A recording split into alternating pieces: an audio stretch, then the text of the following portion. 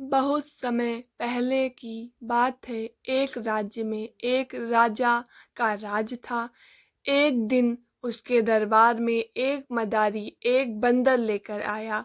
उसने राजा और सभी दरबारियों को बंदर का करतब दिखाकर प्रसन्न कर दिया।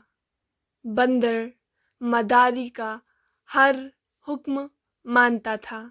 जैसा मदारी बोलता था, बंदर वैसा ही करता था।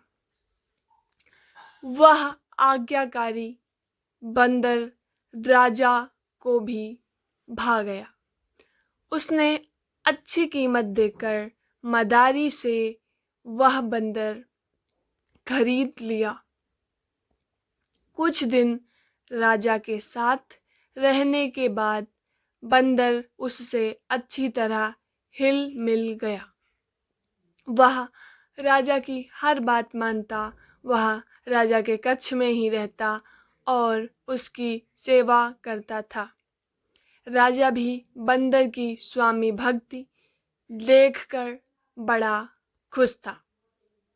वह अपनी सैनिकों और संतरियों से भी अधिक अर्थात मंत्रियों से भी अधिक बंदर पर विश्वास करने लगा और उसे महत्व देने लगा।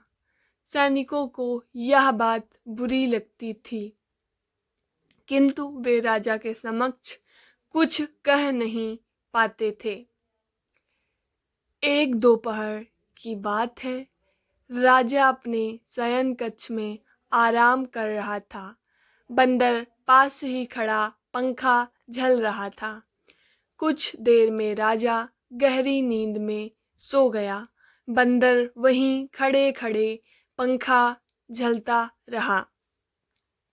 तभी कहीं से एक मक्खी आई और राजा की छाती पर बैठ गई।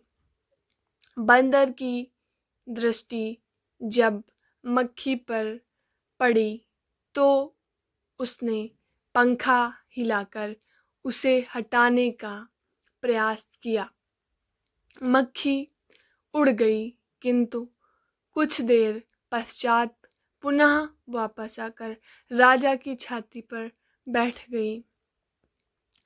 पुनः मक्खी को आया देख बंदर अत्यंत क्रोधित हो गया। उसने आओ देखा न ताओ और पास ही पड़ी राजा की तलवार उठाकर पूरी शक्ति से मक्खी पर प्रहार कर दिया। मक्खी तो उड़ गई, किंतु तलवार की जोरदार प्रहार से राजा की छाती 2 टुकड़ों में बट गई और राजा के प्राण पखेरु हो गए।